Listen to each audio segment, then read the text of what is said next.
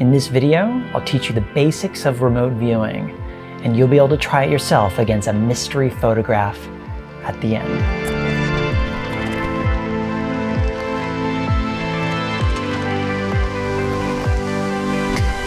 I'm Brett Stuart, founder of Technical Intuition and author of Remote Viewing, the Complete Guide. And since my last instructional webinar, I've received countless emails from new viewers telling me about their success stories during the group exercise I ran there. So I decided to start a new series on my YouTube channel that goes over the basics so that you can begin trying the skill out yourself. But before we jump into the basic methodology, it's probably best to clear up a few misconceptions about what remote viewing really is. First of all, anybody can do it. Sure, some have a natural propensity for it, just like there's gifted artists or musicians, but hard work and dedication really play a significant role in developing the skill. Number two, remote viewing is somewhat of a misleading label for what you're really doing. It's much closer to remote perception or remote perceiving. While the phrase remote viewing originally referred to scientific experiments testing for the existence of psychical functioning, today it's defined much more broadly. Remote viewing usually refers to the ability to perceive information that would normally be unavailable to you. For example, a description of the location of your lost car keys, or who will call you on the phone next, or even what the mystery photograph is, which I'll show at the end of the video. Number three, there are many remote viewing methods out there. CRV, ARV, ERV, the list goes on. Countless groups have made their own adjustments to the original techniques, but ultimately it boils down to two different types. Number one, structured remote viewing, which includes pen and paper and requires a highly alert and focused attention on the steps. And the second type, free-form remote viewing. And this usually requires an altered state of consciousness, typically right at the cusp of falling asleep. In this video, you'll learn the basics of the structured remote viewing method that I've studied for the past decade. Now, if you're interested in learning more about how to remote view after this exercise, definitely check out my website, technicalintuition.com, where you can pick up a digital copy of my book or preview my online RV Fundamentals video course. I'm also happy to announce that my next course, an in-depth training program to associative remote viewing, will be released next month and is now available for pre-order. Additionally, I'm running a limited time special of 20% off all of my training material through the end of Cyber Monday, which is November 26th. Actually, it's my birthday. So if you're interested in learning more, definitely don't miss out. Links are in the description below. If you're brand new to remote viewing, the exercise at the end of this video should give you an idea if this is something or an activity you would like to pursue further. So challenge yourself. Nobody's judging you here. My advice to beginners has always been to try to have fun with it and see what happens. Interestingly, oftentimes the less invested you are in the outcome, the better off your results will be. And for the healthy skepticism that should be employed when investigating this field, my advice would be to be open-minded about what's possible and allow yourself to consider that your conscious awareness may have abilities that go beyond what's commonly agreed upon. And while it's well known that orders of perception can be reduced, the question you have to ask yourself is, how far can they be expanded? Remote viewing starts by directing your attention to a predetermined subject, typically called your remote viewing target. And this is done in a way that keeps you, the viewer, unaware of the subject. Now, as a side note, when people ask the question, why didn't viewers see this big event or the outcome of that newsworthy spectacle? It's typically because the remote viewers never looked. Now, issues with predicting the future aside, of which there are many, remote viewing requires one to focus specifically on a task that's been prearranged and set up to ask a question. Remote viewing is not some kind of abstract thing where you become like the Oracle of Delphi and then listen to the whisperings of the universe. So the next question then becomes, how do viewers access these prearranged topics? Well, we need a way to keep the trained viewer blind to the topic chosen, but still allows them to perceive it. And we do this with what's called a reference number. This is a randomly generated number produced by the tasker who assigns it to the topic in advance. usually by printing it out on the same page as a photograph. You can think of this reference number as kind of like a website address, such as youtube.com.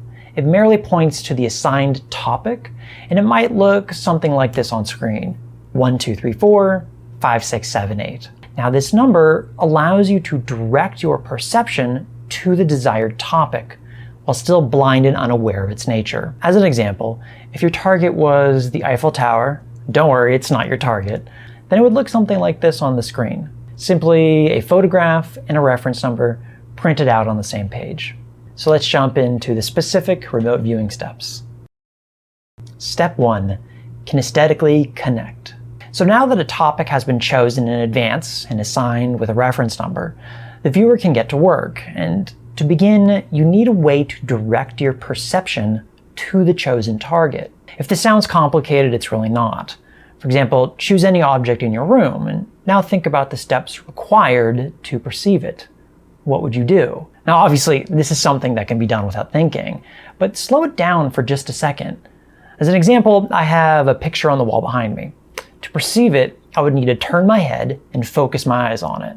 Then what happens next? Well, the light bouncing off the wall enters my retina, and suddenly I perceive it.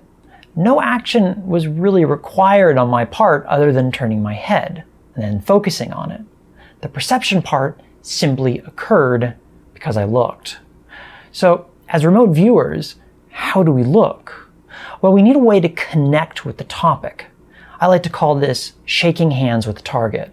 And we do this with an autonomically, referring to the nervous system, generated pen mark on the page that uses reference numbers as an initial stimulus. Simply put, you write out a reference number and then immediately create a line squiggle next to it on the page. These are called ideograms, and there's a tremendous amount of research that's been done in this arena, as well as how to cultivate and ultimately decode them. But for our purposes, simply creating the spontaneous marking should work just fine. You can think of them as expressions of your nervous system in response to the topic associated with the reference number, somewhat similar to downloading a file off the internet. And here's an example of what they look like. Now, I like to do these a few times for a number of reasons, but primarily to avoid any issues if I mess one of them up without realizing it. These should be quick, spontaneous line markings, which take no longer than half a second to 1.5 seconds to generate.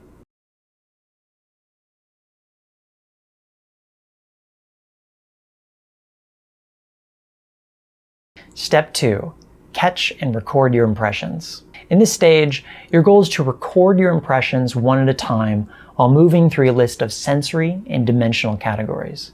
Now you might be thinking, wait a second, record my impressions? Impressions of what? To look at the picture on the wall behind me, I would have first had to have turned around and looked at it, right? So how does one metaphorically turn their head and perceive impressions of the remote viewing session? Especially when they have no idea what the remote viewing task even is. Well, it's simple.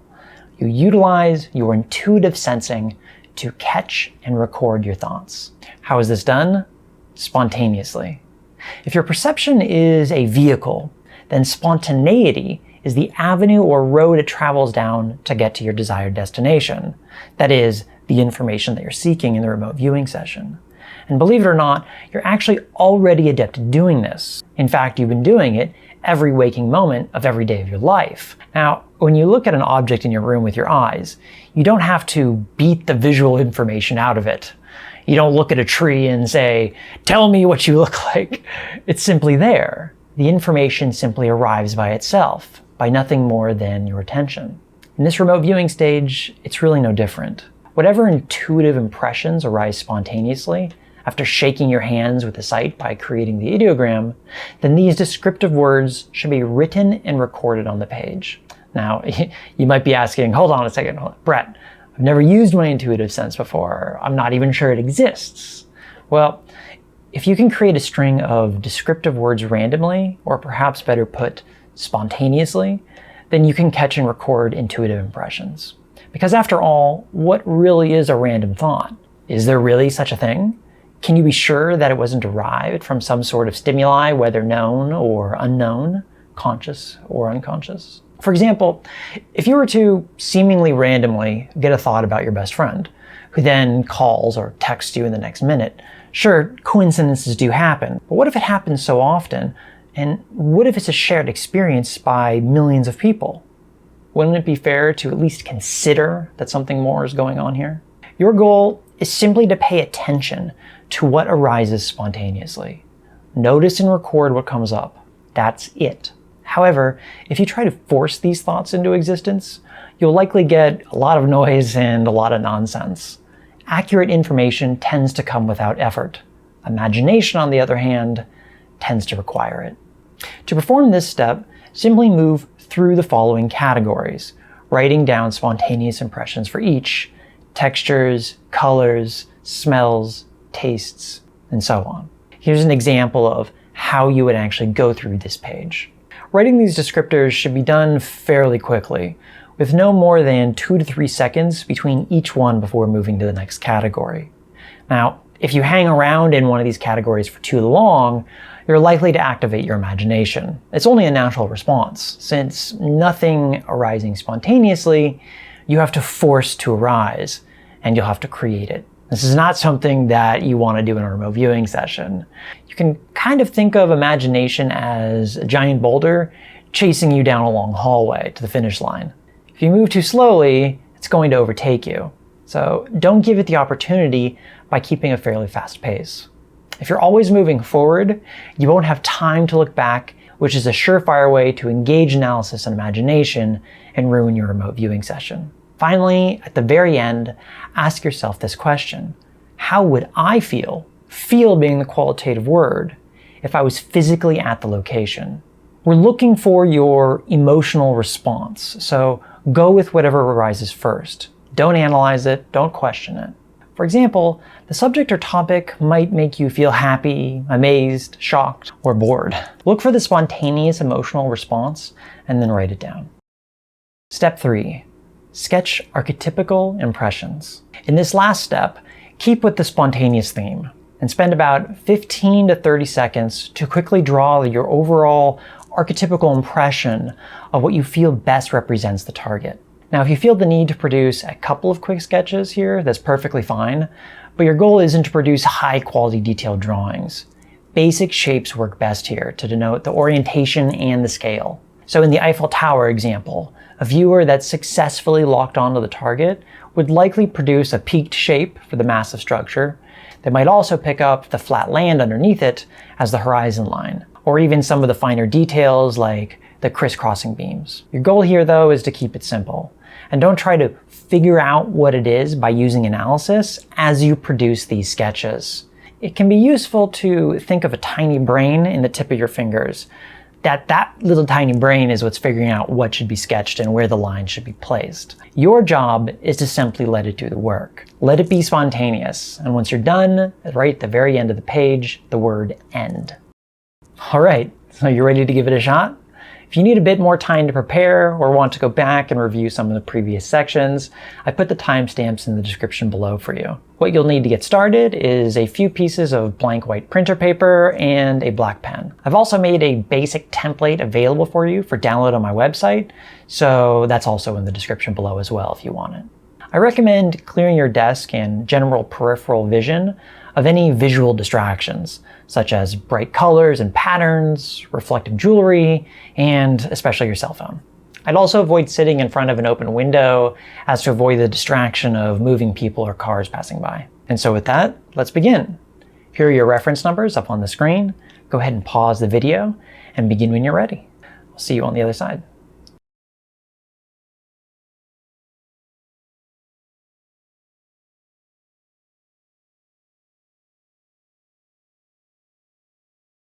Well, how was it? Let me know in the comments below. Did you find it easy to keep your focus on the task at hand, or was it difficult reining in your imagination from it going wild? Don't worry if that was the case, as it's really not uncommon for beginners to struggle with that, but I definitely would love to hear how you guys did. So what was the mystery photograph? What was in the envelope? Well, before you proceed, make sure that you review your work and get a general idea of the site that you were describing. It may be useful to ask yourself a few questions just to get a general sense of what you were dealing with. For example, do you feel that your work describes a natural or an artificial environment? Something like a city setting or something more remote. You can also ask yourself, did it feel indoors or outdoors? What was the dimensionality of the site? Was it vast and open or small and claustrophobic? Also, did you draw any structural elements? Things typically denoted by right angles, something that you don't often find in nature. Finally, did you get a sense of people at the location, or did it feel a bit deserted? It can actually be quite useful to write out a 1 to 2 sentence summary before continuing to view feedback photographs, just so that you get a good sense of what you were dealing with before you see what the actual target was.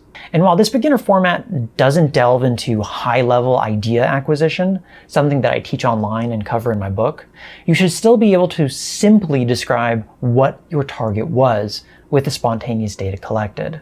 However, don't try to name the target. Describe without naming. That's the essence of remote viewing.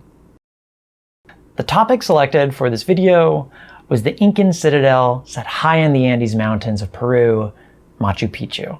Now, your task was to move to the optimal position and describe the site at the time the photograph on the screen was taken. Now, I've worked with complete beginners that had zero remote viewing experience whatsoever that blew my mind, and they actually named the location. They were so certain that that's what the target was.